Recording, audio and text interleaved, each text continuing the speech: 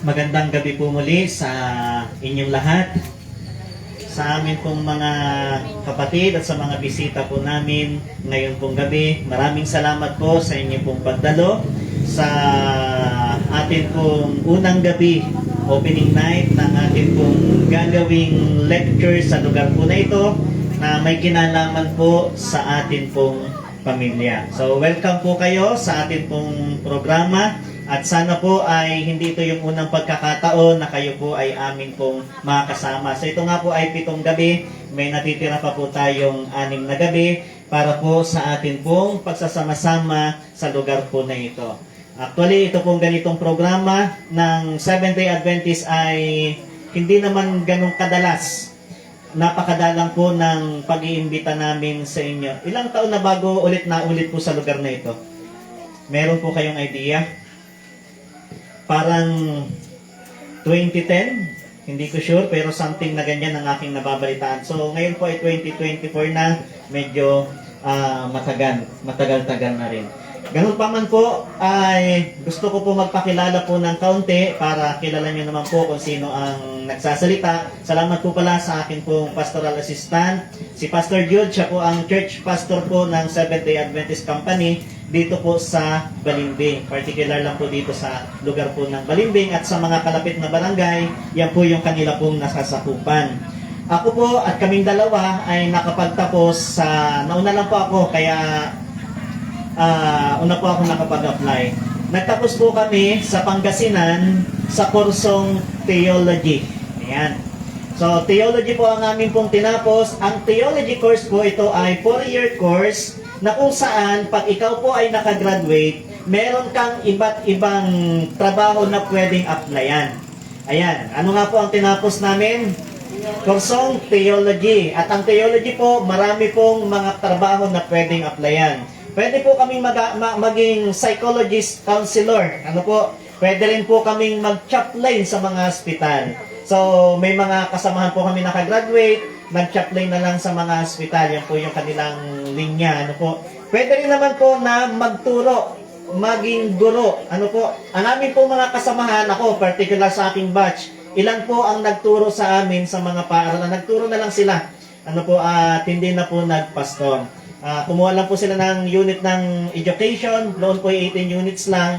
Pagkatapos nag-take ng board at nakapasa. Pwede rin po kaming mag-proceed sa masteral na tinatawag na public health. Ano po, ibig sabihin ay magpo-focus sa pagtuturo sa tinatawag nating kaalaman patungkol sa kalusugan. Meron din po sa course na theology, ang iba po ay nag-a-apply at karamihan nag-a-apply po ng pagpapastor. Ano po, at doon po nakalinya ang aming pong trabaho. So, ibig sabihin po, hindi palibhasa ay graduate ng theology, ay pastor na agad. Depende sa linya na kaniyang pupuntahan. So, kami po ni Pastor Jod, ay pinili po namin na kami po ay maging pastor. At sa aming pag-aaral sa loob po ng 4 na taon, bahagi po ng amin pong subject, yung tinatawag na family counseling, ay bahagi po ng amin pong subject ito. Dahil ito po ay napakahalaga na kami pong mga pastor ay alam po o may idea patungkol po sa mga pamilya. Bakit po? Dahil kami po, pag nabigyan kami ng license, ay pwede na po kaming magkasal. Ano po? So, ibig sabihin, kami po ay merong procedure para kami po ay magkaroon ng lisensya para kami po ay pwede nang magkasal. At alam niyo po ba na ang pagkakasal ay napakabihira lang ang mayroong otoridad? Ano po ang may otoridad magkasal? Mayor, di ba? Abogado, ano pa? Pare, o pastor, ano po? Ang education po, kapag ka ikaw ay doktor, kahit na pinakamataas na degree maabot mo, hindi ka pwedeng magkasal. Pero ang mga pastor ay ka-level ng authority na tinatawag nating mayor pagdating po sa pagkakasal. Legal po yan. Ano po? Legal at yan po ay talagang lisensyado sa tinatawag nating pagkakasal. Kaya kami po, may subject kami patungkol po sa pamilya. Kaya ang ating pong pag-uusapan sa gabi-gabi ay tungkol po sa pamilya at ang inyo pong lingkod ay nakapag-aral at meron pong idea o kaalaman patungkol po dito. Siguro, pwede rin po akong mag-reflect kung paano kami pinalaki ng aming magulang bilang anak at meron na rin pong may bahay. Okay, so ang tema po natin na pag-uusapan sa gabi-gabi ay ano po nakalagay dyan? Ano po ang tema natin? Mayroon bang forever? Ayan. So, kapag naririnig natin itong mayroon bang forever, ito yung napakatagal ng salita ng mga millennials. Ano po? Na buong salita ito ng mga bagong henerasyon. Kagaya limbawa, kasabayan niya ng sana all. Yan yung mga salita nila na nabubuo, na de-develop nila. So, yung walang forever, yan ay kadalasan, sinisigaw nila yan pag nakakita sila ng naka-holding hands na magka-partner. Sasabihin nila, walang forever, o kaya magka-akbay. Ano po? Yung sweet na sweet, sasabihin nila, walang forever. So, sa ating pag-usapan, sa gabi-gabi, ay meron ba talagang forever? Ano po? Yan po ay patungkol po sa tinatawag nating pamilya. Okay. Patuloy po tayo. Ang pag-uusapan po natin ngayong gabi ay sikreto ng masayang pagsasama. Sino po dito ang kompleto ngayong gabi? Ang pamilya, kasama ang asawa, kasama ang mga anak. Meron po ba? Meron? Alam niyo po, meron akong libro doon na ang pagkakabili namin ay mahal din ang amin pong mga pagkakabili. At yung libro po na yon ay hindi pa bukas, talagang nakabalot pa yun na pwede po namin ipamigay sana sa kompleto ngayon ang pamilya na naririto. Pero po ko doon, dahil wala naman, may incentives ng kaunti bukas, si Pastor Jod at ang kanyang may bahay, para sa mga depende kung ano po ang tanong na kanilang ibibigay sa atin. Okay, so ngayong gabi, tandaan po natin, bakit tanong bukas, sekreto ng masayang pagsasama. Ano kaya ang sekreto ng masayang pagsasama? Kung tatanungin tayo ng ating Panginoong Diyos ngayon, ngayong gabi, tatanungin tayo, kumusta kaya ang iyong asawang lalaki? Anong inyong sagot? Kumusta po kaya ang inyong asawang lalaki? Nung tinanong ko po ito, nung nag-lecture ako sa Talisay, Batangas, ang sabi ng isang babae, Pastor, andun, nagwawalang hiya. Kawawa naman. So, nagwawalang hiya tayo kaniyang asawa. Kumusta kaya ang inyong asawang babae? O kaya naman ay kumusta kaya ang inyo pong mga anak? Ano kaya ang inyo pong sagot sa tanong na ito? Mga kaibigan, kamusta kaya ang inyong sambahayan? Kaming naririto, wala kaming idea. Kaya ngayong gabi, ating pag-usapan, ano ba ang sekreto ng masayang pagsasama? Okay, uulitin po natin. Gusto ko pong banggitin o linawin sa inyo. Wala pong perpektong pamilya. Lahat ay may depekto. Wala pong perpektong mag-asawa, lahat ay mayroong problema, may pagtatalo. Kaya lang, hindi palibasan na walang perpektong pamilya ay hindi na pwedeng maging masaya. Pwede pong maging masaya ang isang pamilya kahit paminsan-minsan ay nagkakaroon ng problema. Okay, maliwanag po. Walang perpektong pamilya, maaaring makasilip tayo ng pagkakamali sa asawa, sa anak, pero merong masayang pamilya at yan po ang atin pong pag-uusapan ngayong pong gabi. So sa theology of marriage, pag sinabi po natin theology ng pag-aasawa, ito po yung idea na mula sa Diyos. Okay? Idea na mula sa Diyos. Ano ba ang idea na mula sa Diyos patungkol sa pag-aasawa? Ganito po ang sabi, it is God's institution, itinatag ng Diyos na ang tao o itinalaga ng Diyos.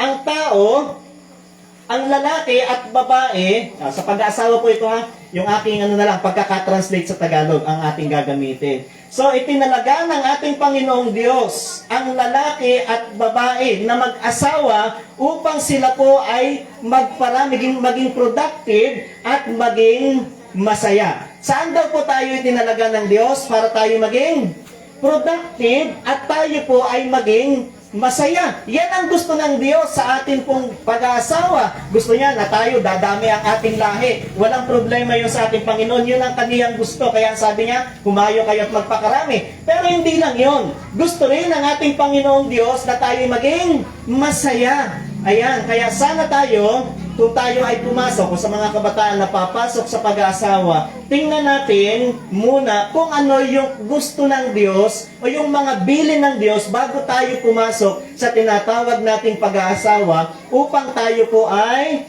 maging masaya. Kasi yan po ang gusto ng Panginoon. Ang bawat isa, ang babae at ang lalaki ay maging masaya. Kumusta kaya ang inyong bahay ngayon? Masaya kaya pag hindi lasing si Mister? Pero pag lasing, okay, so dito ang sabi ay, yan ang gusto ng ating Panginoon. Pangalawa, it is commitment. Ano po? Okay, tandaan natin. It is commitment for life at all cost. Ang ibig sabihin, pag ang tao po ay pumasok sa pag-aasawa, ito po ay commitment niya sa Diyos na ito'y habang buhay kahit kahit anuman ang mangyari. So, yung ating pong pagsasama, yung sa mga mag-asawa, ito po mga kapatid ay panghabang buhay na. Ano man ang mangyari, kung Diyos ang ating pong pag-uusapan, hindi po sang-ayon ang Diyos sa tinatawag nating divorce. Bakit? Dahil alam ng Diyos na kapag nasa gitna ng mag-asawa, ng lalaki at babae, ang ating Panginoong Diyos, pag nasa kanilang buhay, walang problema na hindi maayos. Kaya ang Diyos, against po siya sa tinatawag na divorce. Kaya sabi ng ating Panginoon, ang pinagsama ng Diyos ay huwag paghihiwalayin ng tao. Dahil yan po, it is commitment for life. Ito'y panghabang buhay na commitment, anuman ang mangyari. Yung ating pinirmahan, huwag nating kalilimutan sa hirap at ginhawa. Ay akala natin yung ginhawa lang. May hirap pala, hindi natin siguro nabasa. Sa hirap at ginhawa. Ang tanong, may hirap ba talaga?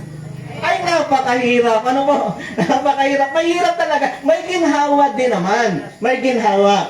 Okay. At ang pangatlo, ito po ay merong exclusivity sa pag-aasawa. Ibig sabihin, kayong mag-asawa, hindi kayo basta-basta pwedeng pakialaman ng sinuman sa inyong magulang. Okay, merong limitasyon dahil exclusive po yan, yung pag-aasawa. Pag-uusapan po natin yan mamayang gabi. Alam niyo po, sa ngayong gabi, alam niyo po ba, sa tinatawag nating statistics, sa pag-aasawa ay ganito na ang statistics natin. Okay, noong 1900, sa 12 ikinakasal, kasal po ito ha, 12 ikinakasal, isa lang ang naghihiwalay. So, ibig sabihin, noon, pag may kinasal na 12, pahirapan pang maghiwalay yung isang ikinasal. Pero pagdating ng 1930, sa 6 na ikinakasal, may isa nang naghihiwalay. Tumataas yung rate ng paghihiwalay. Ano po? Pagdating ng 1978, sa 3 ikinakasal, meron ng isang naghihiwalay. So tumataas yung mga tao na kung saan ay kinakasal, pero naghihiwalay. Ang nakakalungkot lang dito, pagka kinasal ka, nagpakasal ka ng bonggang-bongga, pagkatapos ay ang labas, maghihiwalay rin. Ano po? Nakakalungkot lang yung ganong pangyayari. Kaya, mas maganda yung practical, ano po, ang pag-iipunan natin ay hindi lang yung kasal. Maganda rin bonggang kasal, pero dapat talagang tayo ay prepared o well prepared sa pagpasok sa buhay na may asawa. By the way, kausap ko yung mga wala pang asawa. Ang mga narito may asawa na. Mamaya, pag-usapan natin kung ano ang pwedeng gawin sa mga may asawa na. At doon sa mga doon sa mga gusto pang mag-asawa o mga binata't dalaga pa, pwede itong makatulong po sa inyo, itong ating pag-usapan. Doon naman sa mga wala na ang asawa, marirecall natin yung ating karanasan, at higit sa lahat, pwede nating maituro sa ating mga anak, sa ating mga apo, ang ating pong matututunan sa gabi-gabi. Alam niyo po, mas excited ako doon sa pangatlong gabi.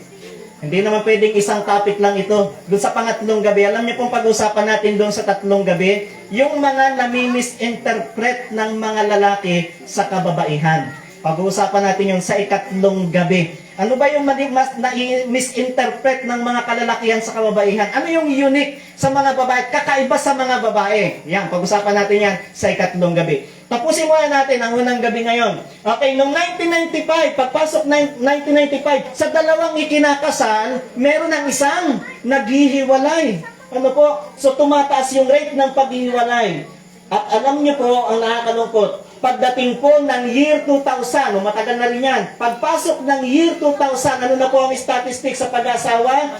Merong naghihiwalay, wala namang ikinakasal.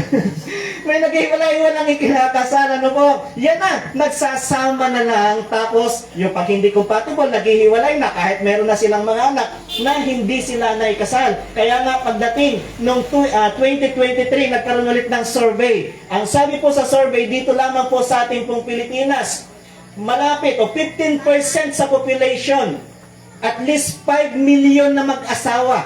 O sa mag-asawa, ang hindi po kasal at nagli-live-in na lang. Okay, huwag niyo po ako misinterpreta kung hindi kayo naikasal at kayo nagli-live-in ngayon. Ito po ay hindi po kayo yan. Ito ay akin lamang pong tinitingnan yung survey. Ano po, tinitingnan natin yung survey. So marami na daw ang ganyan ngayon. Ano, kung kayo ito, marami na ang kagaya ninyo. At ang sabi po dito ay ano po, 5 million na mag-asawa, magkakapartner ang hindi na ikinasal at nagsettle na lang sila sa tinatawag na pagsasama kahit walang kasalang nangyayari. Tandaan po natin, God always respect. Okay, sa mga kabataan, nire-respeto ng Diyos ang ating choice. Nung pinili ninyo, mga kaibigan, nung pinili ninyo ang inyong asawa ngayon, o inyong naging asawa, yun po ay choice ninyo. Ulitin ko po ha, nung pinili ninyo ang inyong asawa ngayon, ito po ay choice ninyo.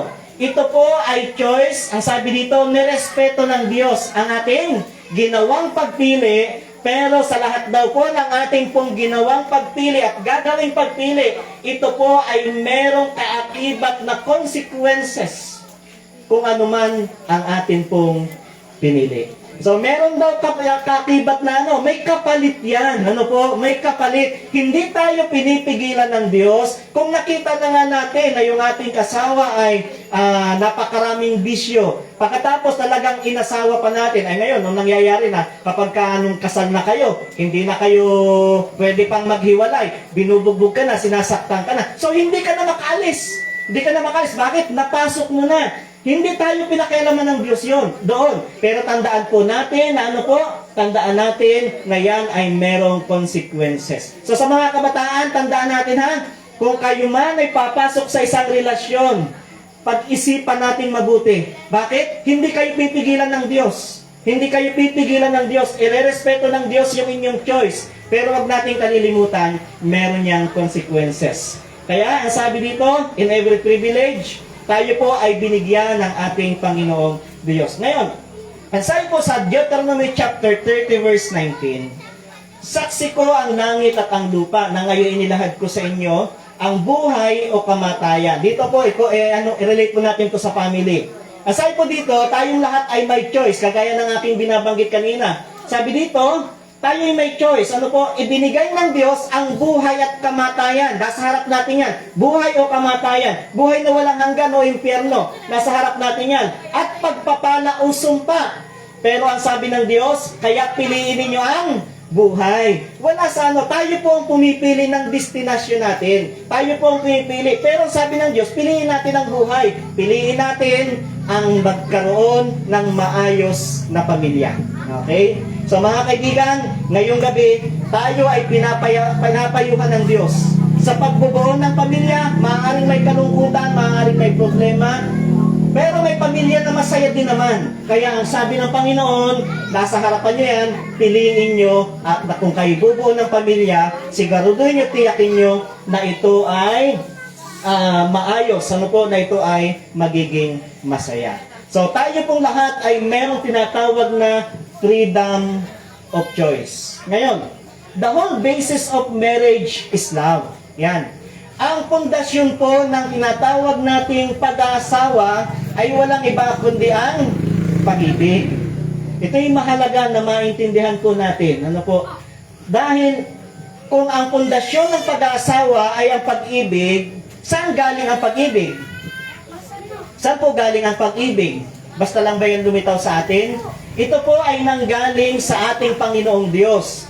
Sabi nito, God is love. Ibinigay ng Diyos ang pag-ibig sa puso natin.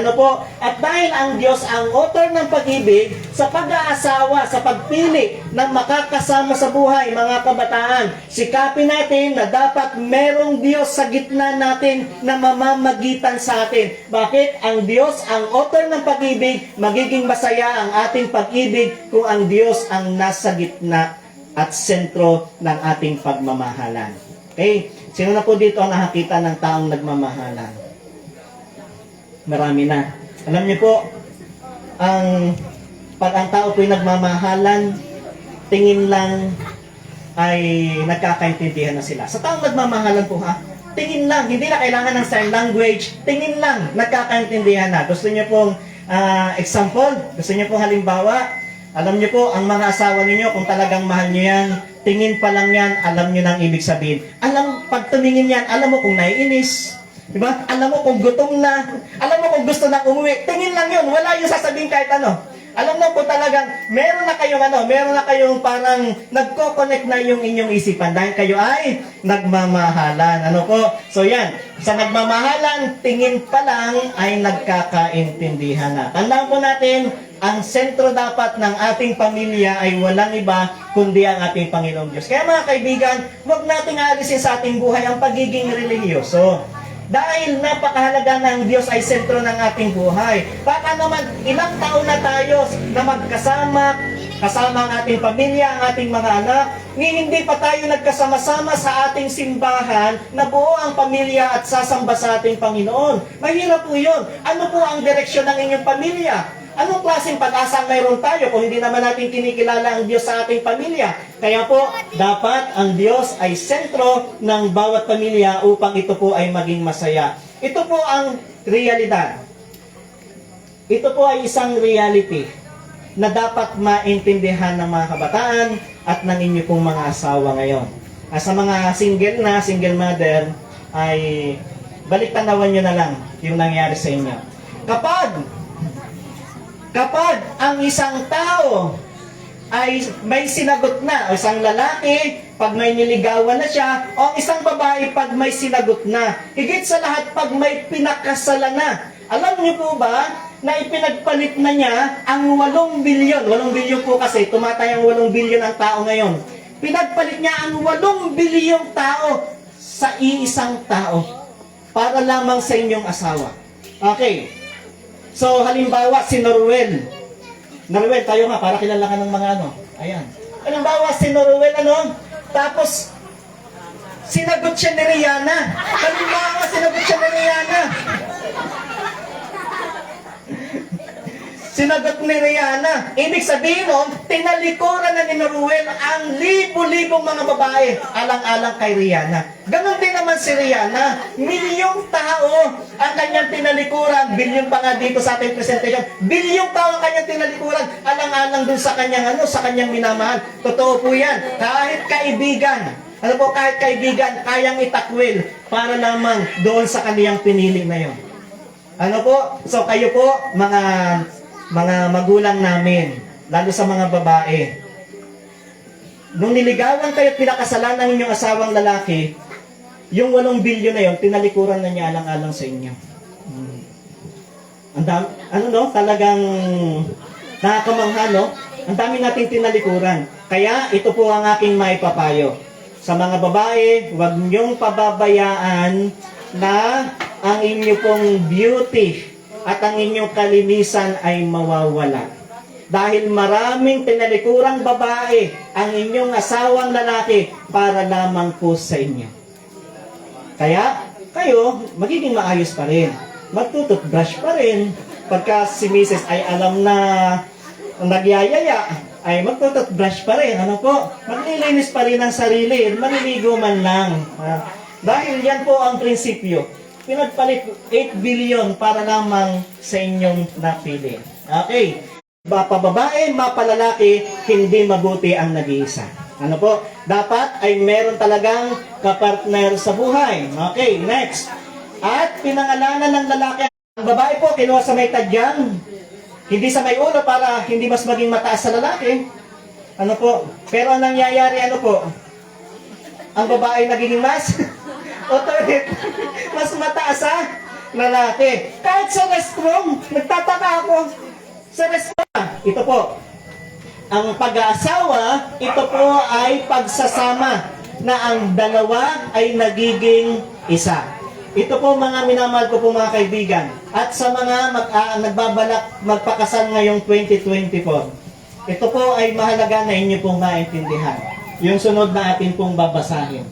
At siya'y sumagot at sinabi, hindi ba ganinyo nabasa na ang lumalang sa kanila buhat sa pasimula ay sila'y nilalang niya na lalaki at babae. At sinabi, dahil dito iiwan ng lalaki ang kaniyang ama at ina. Ulitin po natin, ano po ang payo ng Biblia?